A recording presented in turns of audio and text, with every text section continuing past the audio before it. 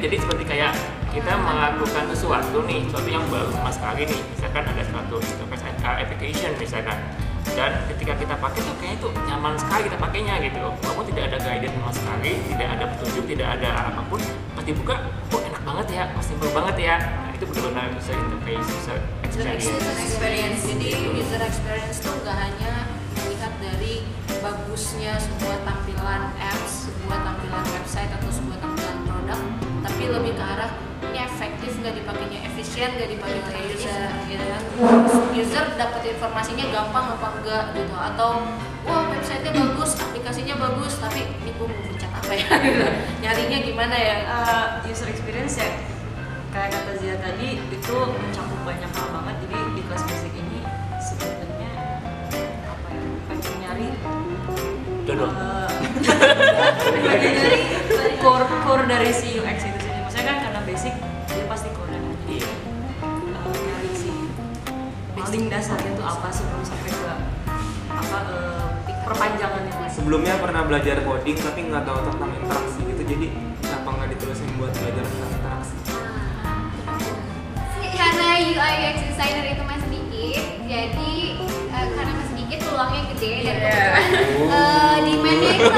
demandnya itu lagi tinggi banget, dan kesempatan buat sebagai mahasiswa bisa digunakan untuk part time ya, untuk freelance part time gitu deh. Juga nggak cuma dari website atau apa, tapi dari desain kita juga sendiri itu harus bisa interaktif sama yang lihatnya. Jadi ya itu mungkin salah satu alasan juga buat ikut UI UX design. Ini sih karena kelihatannya user experience itu paling dibutuhkan di bidang apapun, dalam hal apapun. Makanya pas lihat di kantor dikasih informasi mengenai ada informasi mengenai ini, wah kebetulan ikut, diajakin ini juga ngikut. Kamu dibayangin dong kan? Oh iya. Di kelas GP ini, di kelas UI UX ini kita belajar interviewing, jadi kita mencari opportunity yang untuk produk digital yang akan kita buat, kemudian kita membuat persona, kita mendefine segmen customer kita seperti apa, kemudian kita juga create storyboarding, dan juga kita bayar freely. Tapi mostly kita juga berinteraksi antar teman di kelas basic ini. UX ini tuh seperti pengaplikasian antropologi gitu.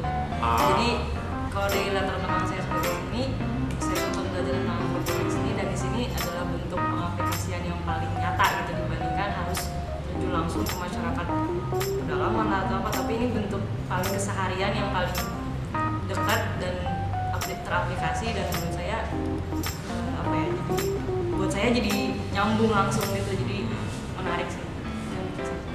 Pelajaran kelas yang saya paling menarik itu adalah ketika kita buat persona. Dan itu sangat baru buat saya pribadi, karena sebelum-sebelumnya kalau untuk bikin sesuatu yang punya target pasar itu kita nggak pernah kepikiran buat bikin persona, cuma bikin target pasarnya seperti ini, tapi kita nggak pernah kepikiran buat bikin target kita tuh jadi sebuah karakter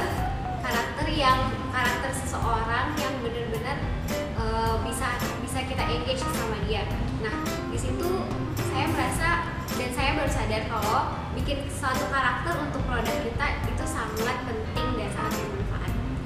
Tapi ide-ide project juga macam-macam ya, dan yang keluar kayak tadi ada Yang art ya.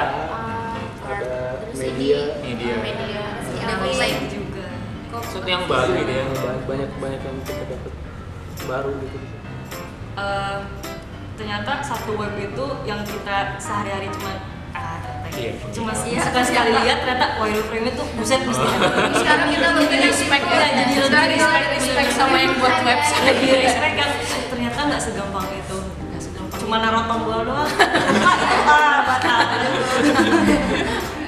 Mungkin buat orang yang technical, message-nya dengan kelas ini akan lebih mengutamakan user experience dibanding dari sisi teknisnya.